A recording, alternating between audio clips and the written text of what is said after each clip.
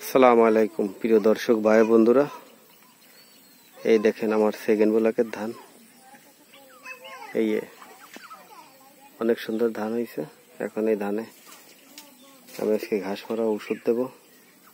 কি ওষুধ দেব ঘাস মারা আপনাদের সাথে শেয়ার করব। এই দেখেন কাউন্সিল ওষুধ।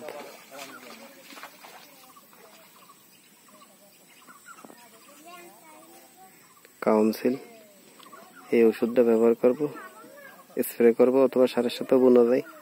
তা আমি স্প্রে করে দেবো। এতে আপনার 7-8 প্রকার ঘাস মারা যায়। এই দেখেন আমার ধানের জমি।